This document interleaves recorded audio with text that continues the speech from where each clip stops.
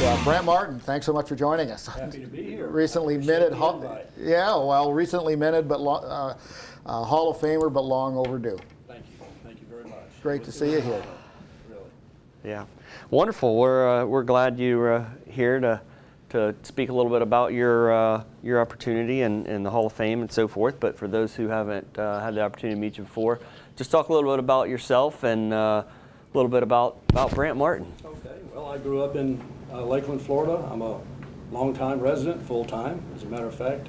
I attended Lakeland High School when I was growing up. That's where I learned the game of golf. Really a little bit earlier than that, but that's where it really started for me. I played with some great high school players at that time. Guys like Gary Koch and Andy Bean. Many other players from around the state that we played in the high school championships with, Jerry Pate, and it was a wonderful time growing up, and golf was good to me throughout my life.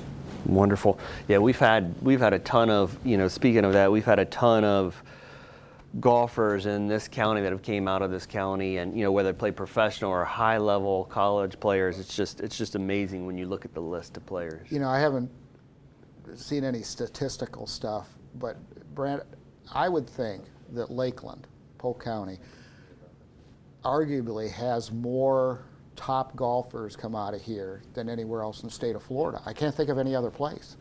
Absolutely. You had guys like Mike Estridge, who's on the Hall of Fame, Bruce Scammahorn, Fred Ridley. We grew up with all these guys, and it was a wonderful time to learn the game of golf, and then see people like that decided to go on with their careers in golf and do very well. I opted to play amateur golf and work, but I was very lucky to be able to meet and play with some of the greatest players in the world with my friendship with Andy Bean and Gary Koch and people like that. So it was a wonderful time for me. It was a blessing as well. Yes, it was. That's right. Talk a little about how you got started with the game of golf, and what made you want to stick with it? What made you want to take it further in life? Right. Well, my father taught me how to play. He was left-handed, so I originally grew up playing left-handed because that's all I had the clubs to play with. But then I found out that right-handed was the proper way.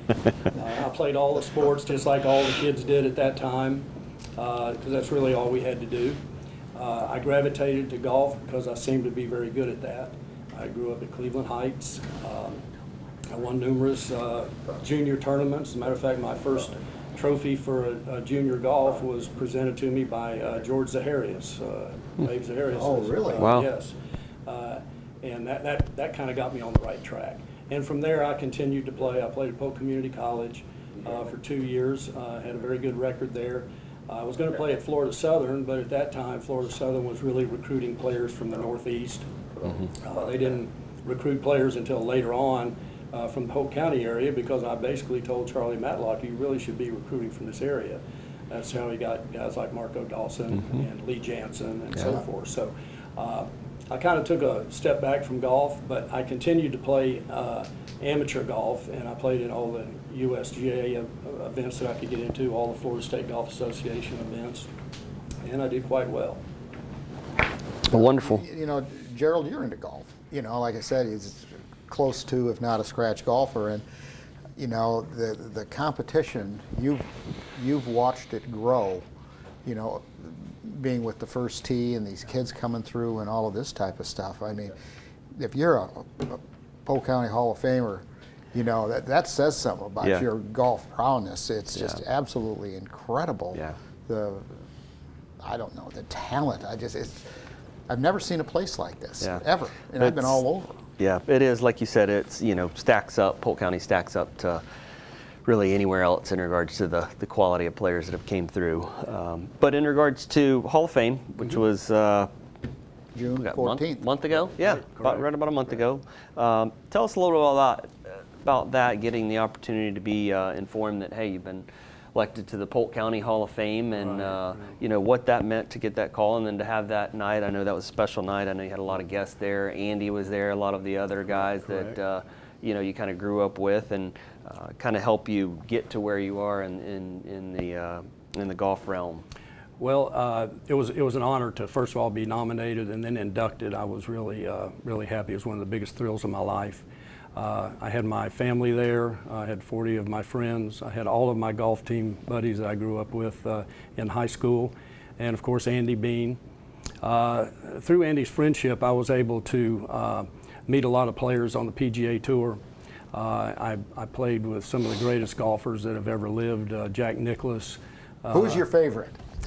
Well, I guess Arnold Palmer would have been my favorite golfer that I ever played with. Okay. I also played with Sam Snead. Oh, really? Right, and that was a big thrill. As a matter of fact, Mike Estridge, who's on the Hall of Fame too, played with us that day, and that was quite a day. Where'd you guys play?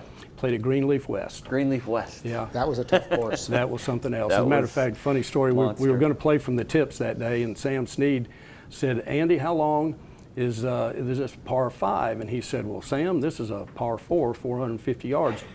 Sam bent down and picked up his tee and walked up to the next tee. He says, "I'm going to play from here. You can play back there." So we got a kick out of that. But that tells you how far the game's come. You say 450 par 4. Today they're playing 490, 505. Absolutely, big difference. But I also, played with guys like Nick Price, Payne Stewart, Paul Azinger, and I played regularly with those guys, and it was a wonderful time. They became friends. Some of them became customers. I was in the insurance business. Mm-hmm. I handled their insurance for years and years. Greg Norman, I can still call them friends and call them today, and it's a wonderful thing. So golf was really good to me, and my family. Yeah. That might be an interesting one to call right now, Greg Norman, and get him on the phone. Wouldn't we can have some discussions there. I think I've lost his cell number. Oh, goodness. Yeah, that's a big hot topic right now in the golf world. There's a lot of politics there, so we'll see what happens. Yeah, I don't afraid it's not going away anytime soon. Probably a good road not to go down. Yeah, Correct. definitely so. I know you're, outside of golf, you're heavily involved with Florida Southern College and do a lot there with Florida Southern. Speak a little bit about that, your involvement there, what you've done with Florida Southern. Florida Southern, I was on the Pop Sykes Golf Committee for years with a good friend of mine, Dr. Randy Jones, and also the Joe Niekro Pro Celebrity Baseball Tournament. We started that when it was just really it was just a baseball tournament at that time, but then when Joe Niekro passed away, we named it after him. We raised hundreds of thousands of dollars there. I'm also involved with the Boys and Girls Clubs of Lakeland. I'm not on the board anymore, but I was on the board for 20 years. It's really the Boys and Girls Clubs of Polk County now. They just changed, and they're in every major community now in Polk County. And it was wonderful to be able to help raise money for those organizations. Of course, as you well know, we had the Nike tour here. He took the question right out of my mouth. I'm sorry. I'm sorry. It's decent. But that was that was an education. Yes, it was. That was 4 years of a lot of work is what it was. And, it was a fun time. We raised a lot of money for the clubs. That at that time, it was tough to get major sponsorships. If we were doing it now, I think we'd have a lot easier time. I totally agree. Yeah. And sponsorship itself has changed so much. It has. It has. I don't know, I guess 40 years I've been in the sports marketing industry. To watch what what's important, what's not, where does the money come from, where it doesn't. All of that the whole dynamics of that have changed. But golf has always maintained such a solid reputation to me, which is a reflection of the people that are playing the game. Right. You don't see the controversy. You don't see guys getting in fights in bars. Sometimes happens, but whatever issues. But to me, it's a reflection of the character of the individuals playing the game. Would you agree with that? Absolutely. There's a lot of character. There's a lot of etiquette that's involved. One of where I really learned a lot about that was in the USGA. I qualified for the first U.S. Mid-Amateur that they ever had in 1981. Matter of fact, Bruce Scamahorn qualified in another section.